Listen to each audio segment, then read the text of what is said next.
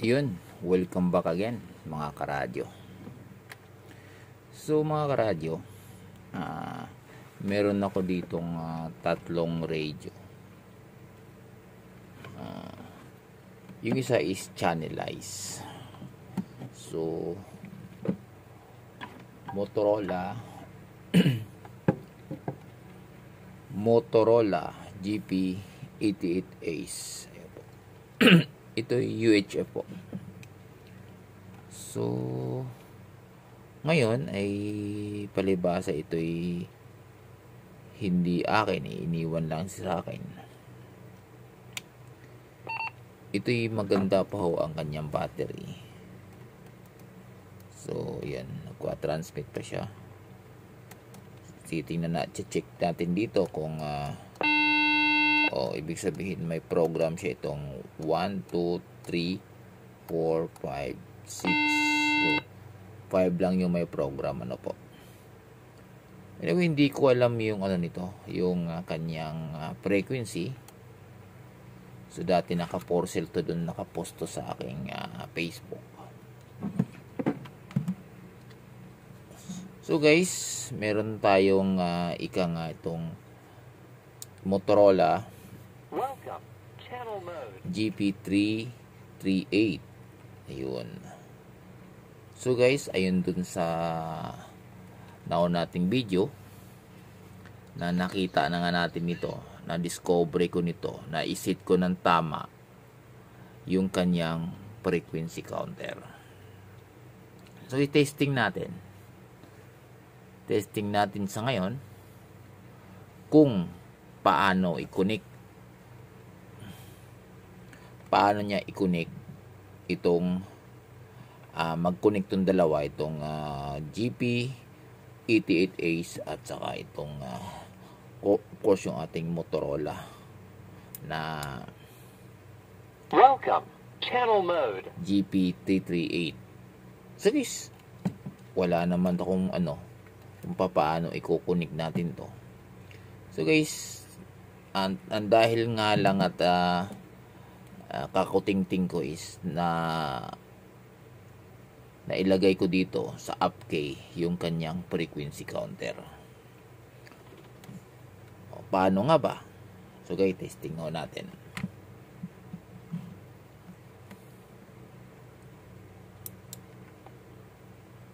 Welcome, channel mode. Channel mode. So guys, ito'y naka-channel mode na to. Tanggalin natin yung channel mode. So punta tayo ng frequency mode. Frequency mode. So naka-BE po, frequency mode. So guys,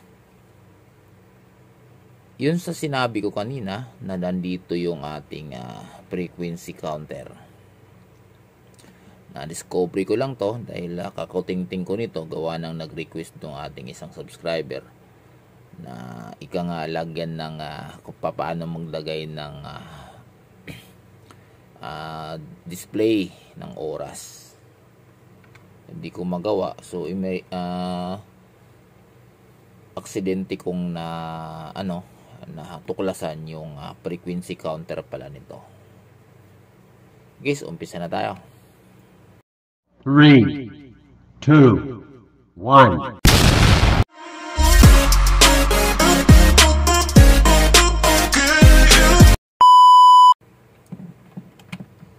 So ngayon, ito'y ilalagay natin sa 1, 2,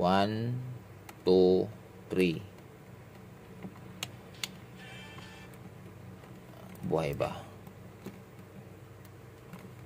So 4, buhay ba?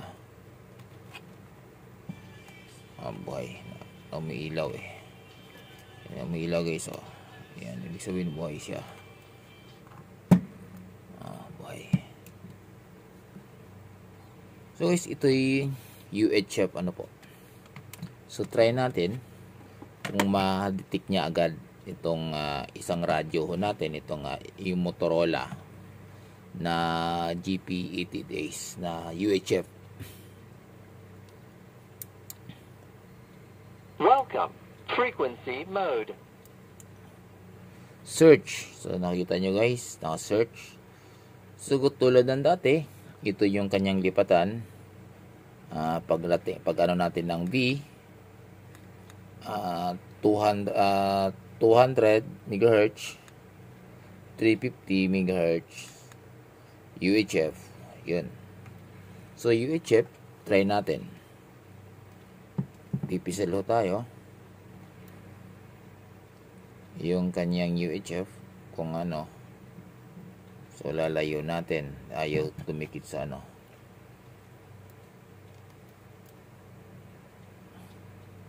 Yun guys, lumabas. Lumabas sa tawa. So, is 1, 4, 2, 3, 7, 375. So, yung kanyang ano is DCN. So, ngayon, nakuha natin yung frequency at saka yung kanyang tone. So, maliwanag ano po, maliwanag na maliwanag yung nakuha nating frequency sa kanya. Hindi ko alam, I don't know kung naka-repeater. Kung naka-repeater ho, lilipat ho tayo kasi hindi ho siya makaka-receive. Transmit ho, meron pero receive ho, wala. So guys, paano natin isi-save ho yan yung ating nakuhang frequency? Para pag-save ho natin, dito lang po. So, ito uli. Memory channel. So, memory channel, hahanap po tayo pataas nung wala. Ayan. 2, 22, 23. Ayan. Lagyan natin sa 23. So, okay natin dito. Confirm. Confirm. Memory channel. 23. So, nasa 23 po. Lipat tayo ng 23. Naka-channel po kasi yung baba po natin. Ito yung sa baba, naka-channel. So, lipat natin yung main. Ito yung kabila. So, anong channel yun? 23. 23. Ayan, 23. Try natin mag-transmit. So, guys, ibig sabihin naka-repeater. Kasi hindi niya pumapasok. Pero pag siya ang pipindutin ko, papasok ko siya. So, naka-repeater ho siya. So, hahanap tayo ng ibang frequency na hindi naka-repeater. Ito yung isa. So, try natin sa isa. So, buhay. Try natin. So, umpisa ulit tayo. Search. Pisil tayo. UHF. Naka-DCN is iba na rin ang frequency. So, 4233375.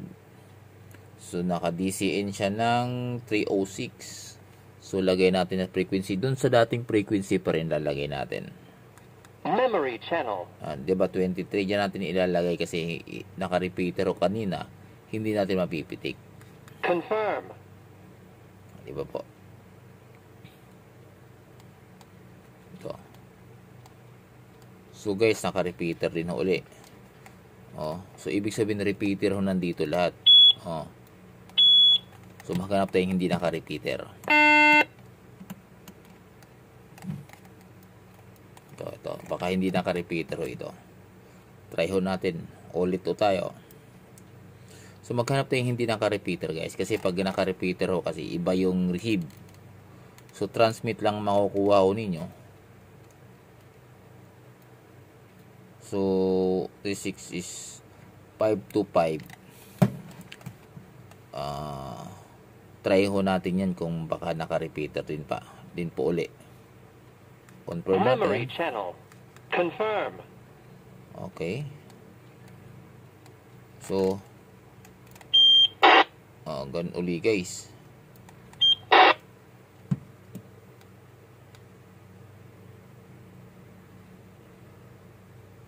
Ibig sabihin, teka, nakamin siya.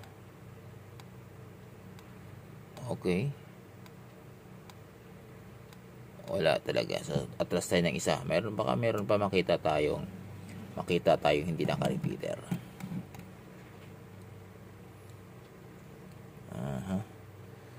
Punta tayo sa itaas. Lipat natin. So, naka-main. Yun guys. So, maghanap tayo talagang hindi naka-repeater. Baka na tayo uli.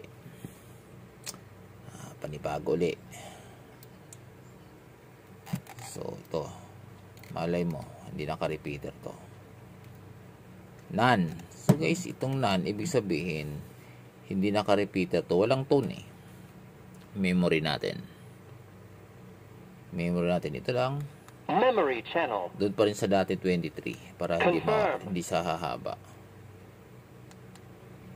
Okay. So 23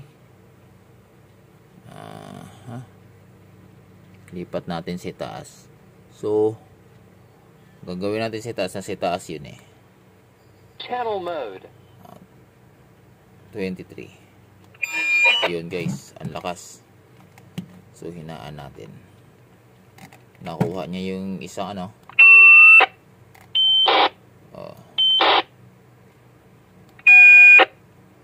Yun guys, ganun lang. So, anong nangyari sa kanya? Ito, umilaw. Ito, ilaw nito. So, anong nangyari sa kanya guys? Pag ang makuha niya is repeater, yun yung transmit lang ho nito. So, ibig sabihin, wala ho, hindi niya makukuha yung receive ng repeater kasi naka-duplex ho ito. Itong UHF na to. So, may isang naligaw, ika nga ay hindi naka-duplex, kaya nakukopya niya. Nakukopya niya. Yun lang ang ano dito guys, kagandahan nito sa radyong ito.